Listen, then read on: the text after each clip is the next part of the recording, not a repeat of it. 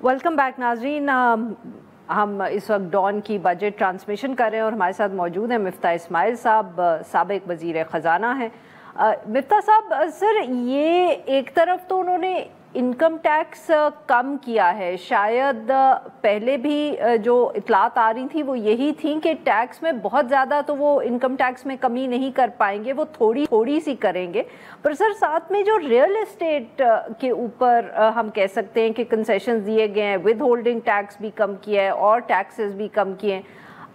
एक तरफ हमें बताया जा रहा है कि टैक्स की इतनी ज़रूरत है और क्योंकि ब्रॉड बेस्ड टैक्स नहीं है इसलिए तनख्वाहदार तबके पे टैक्स लगाया जाता है, तो सर फिर रियल एस्टेट में इतनी छूट क्यों? और डज इट नॉट, और are these two separate things? देखें, they not two separate things. Of course real estate पे भी टैक्स लगा था, हुकूमत ने विद होल्डिंग टैक्स कम किया है, काफ़ी कम किया है, मेरे ख्याल से आधा कर दिया है। हुकूमत ने जो एक्साइज टैक्स लगाई थी वो सारी ख़त्म कर दी है, और जो स्टैम्प ड्यूटी लगाई थी वो भी ख़त्म कर दी है या बहुत कम कर दी है। इस्लामाबाद में स्टैम्प ड्यूटी थी इनकी तरफ से, वैसे तो सूबे लगाते हैं stamp duty. With holding tax इतना कम करना मेरे ख्याल से, क्योंकि रियल एस्टेट की एक मजबूत लॉबी है, वो काफ़ी अरसे से लॉबी कर रहे थे।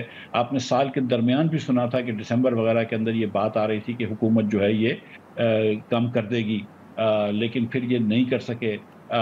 तो ये फिर इन्होंने मौके से फ़ायदा उठाया। तो रियल एस्टेट की क्योंकि एक मुंजमद मतलब एक छोटी पॉपुलेशन है जो रियल एस्टेट प्रॉपर्टीज़ ओन करती है, तो वो अपना लॉबी इफेक्टिवली कर सकते हैं। तनख्वाहदार तबके के ऊपर जो टैक्स कम किया, तो तनख्वाहदार तबके तो पूरे पाकिस्तान में फैले हुए हैं, उनके पास इतना मार्केट पावर नहीं होता जितना कि दुकानदारों के पास होता है, रियल एस्टेट वालों के पास होता है। तो उसकी रिफ्लेक्शन है कि रियल एस्टेट पर ज़्यादा मेहरबानी फरमाई है हुकूमत ने, और तनख्वाहदार तबके की गो के बात प्राइम मिनिस्टर साहब ने भी करी, फाइनेंस मिनिस्टर साहब ने भी की, लेकिन इन दी एंड कुछ भी नहीं किया बेसिकली। तो सर फिर गोइंग फॉरवर्ड, जो गुज़िश्ता रोज़ भी हमने जो प्रेस कॉन्फ्रेंसेस देखी थी या मीडिया रिपोर्ट्स भी आई इकोनॉमिक सर्वे पे, तो बहुत बात हो रही थी कि ब्रॉड बेस्ड टैक्सेशन रजीम की बजाय हुकूमत अब एक्विटी पर फोकस करेगी इन द टैक्सेशन रजीम। तो सर अब वो एक्विटी, फिर जैसे आप खुद ही कह रहे हैं कि टैक्सेस भी बढ़ा दिए गए हैं, तनख्वाहदार तबके को थोड़ी बहुत छूट भी मिल गई, रियल एस्टेट को भी मिल गई, तो ये बाकी जो टैक्सेशन मेजर्स हैं ये इनडायरेक्ट टैक्सेशन से कलेक्ट होंगी, जैसे कि जो फाइनेंस मिनिस्टर हैं वो जिक्र भी कर रहे हैं कि उनके ख्याल में माहौल के लिए बहुत ज़रूरत है, या माफ़ करिएगा एनवायरनमेंट के लिए बहुत ज़रूरत है कि एक कार्बन लेवी पेट्रोलियम प्रोडक्ट्स पे लगाई जाए। Is that how that gap is going to be filled? How does the finance minister know के एनवायरनमेंट के लिए ₹2.5 टैक्स की ज़रूरत है? याद रखें कि इस पे 78 रुपये सर ये तो अब आप ही हमें बता सकते हैं, क्योंकि आप ही खुद भी ये काम करते रहे। कोई होगा ना आपके पास सर, कोई प्रोग्राम, कोई सॉफ्टवेयर जिसमें आपने ये हिसाब लगाया होगा? नहीं है। मेरी गुजारिश है कि 78 रुपये आप उस पर टैक्स ले रहे हैं लेवी, आप शायद इस साल में 100 रुपये लेके जाएंगे, जो भी इनका IMF से एग्रीमेंट होगा आहिस्ते आहिस्ते सामने आ जाएगा, 100 रुपये तक की लेवी ले जाएंगे। आपने ₹2.5 का टैक्स लगा दिया कार्बन टैक्स के नाम से, और आपने इस तरह ये भी कह दिया कि फर्नेस ऑयल पे भी हम अपनी जो मर्जी हमको लेवी लगा देंगे। तो 100 रुपये तो ऑलरेडी टैक्स है, ₹2.5 लगाएं या ना लगाएं उससे इतना कोई इन्वायरमेंट को फ़र्क नहीं पड़ेगा। चक्कर ये कि एक इस्तिलाह इनको नई मिल गई है कि यार हम ये माहौलियात की वजह से लगा रहे हैं। तो आप प्राइम मिनिस्टर या फाइनेंस मिनिस्टर के पास एक पैराग्राफ पहले पढ़ने का हो गया, उसके बाद जब टैक्स लगेगा।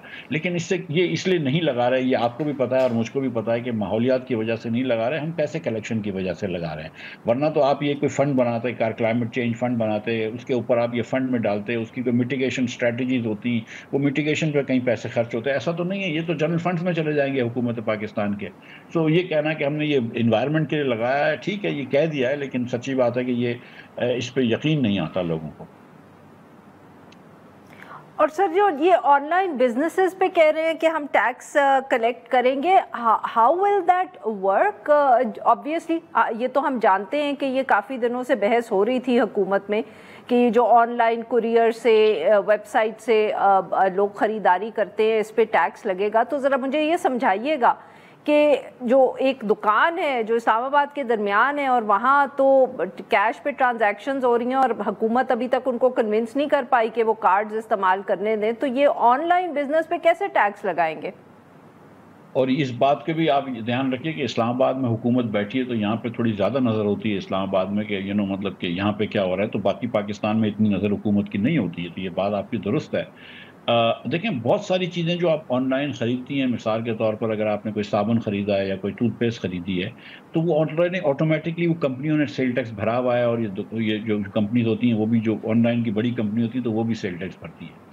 مگر کچھ چیزیں ایسی ہو گئی ہیں کہ آپ نے کسی سے شلوار قمیض کا ایک سوٹ خرید لیا، اور یہ کوئی بڑے اسٹور سے نہیں خریدا ہے، لیکن کوئی چھوٹے ڈیزائنر سے خرید لیا، تو وہ سیل ٹیکس میں رجسٹرڈ نہیں ہوتے، اور وہ آپ کو ایسے ہی کپڑا بھیج دیا، کوئی جینس بھیج دی، کوئی جوتے بھیج دیے۔ یہ کیونکہ اب مارکیٹ بڑھ رہی ہے اور حکومت کی نظر میں ہے، اور ایسی کوئی اکنامک ایکٹیویٹی نہیں ہے یا ایسی کوئی زندگی کی ایکٹیویٹی نہیں ہے جس پہ حکومت ٹیکس نہیں کرتی، تو انہوں نے کہا کہ اس کو بھی ٹیکس نیٹ میں لے آئیں۔ تو ٹیکس تو وہ ہے نا، جوتے کے اوپر یا موزے کے اوپر یا شلوار قمیض کے اوپر ٹیکس تو ہے، اب اس کو لاگو کریں گے اس کے اوپر کہ بھائی چاہے ایک چھوٹے دکاندار نے کیوں نہیں بیچا ہوا ہو، ایک گھریلو خاتون نے کیوں نہیں شلوار قمیض سی کے بھیجا ہو، ہم آپ سے اب، کیونکہ آپ ایک بڑی ڈیجیٹل کمپنی ہے، تو ہم آپ سے اس کے اوپر 18% ٹیکس لیں گے۔ صحیح، بہت بہت شکریہ مفتاح صاحب، آپ نے ہمارے لیے وقت نکالا۔ ناظرین یہاں پہ لیتے ہیں ایک چھوٹے، we'll be right back۔